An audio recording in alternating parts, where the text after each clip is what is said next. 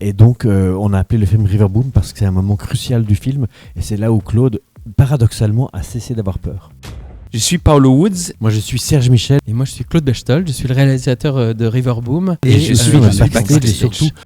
Vous allez présenter votre film River Boom dans la salle 6 des Halles. Peur ou excitation ? Eh bien, Paolo, y a-t-il de l'excitation sans peur ? Il n'y a que l'excitation, la peur, je la laisse tous à toi. Bien sûr, il y a toujours de la peur et de l'excitation parce que le cinéma, comme dit Truffaut, c'est 60 millions de Français, 60 millions de critiques de cinéma et donc on est toujours prêt à recevoir des tomates. Je pense que ce qu'il faut voir, c'est si les gens rigolent en fait. Et on a peur qu'ils ne rigolent pas. Pourriez-vous expliquer la signification derrière le titre de votre film ? River Boom, en fait, c'est une rivière en Afghanistan qui s'appelle Boom. Donc on l'appelait River Boom. Et Boom, en dari, dans la langue afghane, ça veut dire une chouette, comme le hibou, la chouette.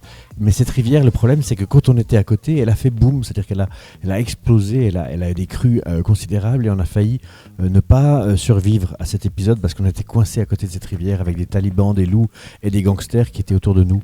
Et donc, on a appelé le film River Boom parce que c'est un moment crucial du film et c'est là où Claude, paradoxalement, a cessé d'avoir peur.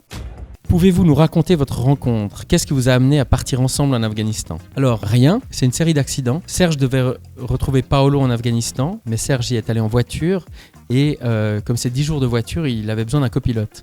Et il a trouvé personne d'autre que moi pour l'accompagner. Et donc, moi, je rencontre Serge, je le connaissais à peine. On a appris à se connaître dans la voiture et quand on arrive à Kaboul, moi, je suis la surprise. Et en fait, pour Paolo, c'est une mauvaise surprise parce que je l'ai détesté, franchement. Il était arrivé comme un deuxième photographe et moi je pensais être le seul photographe. Moi j'avais rencontré Serge à Téhéran, je rencontre Claude à Kaboul et pour les premières semaines, je pensais que c'était vraiment la personne la plus débile et je m'étais trouvé coincé avec lui dans une voiture. Et après, on ne s'est pas quitté depuis pour 20 ans et on a fait des dizaines de projets, des livres ensemble.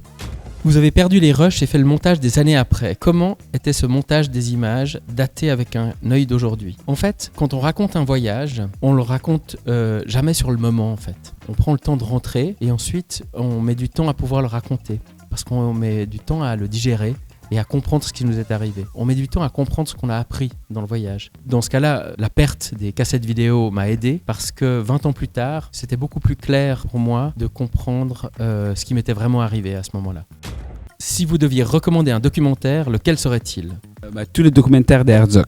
Moi, ce serait les rois de l'arnaque, là, le documentaire sur la taxe carbone. Et moi, ce serait Insoumise, le film documentaire réalisé aussi beaucoup plus tard avec les images d'époque de Carole Roussopoulos, une grande vidéaste féministe, et le film est extraordinaire. Quel est le film que vous pourriez voir et revoir sans jamais vous lasser ? Il était une fois dans l'Ouest. Big Lebowski. La rose pourpre du Caire. Merci. Merci.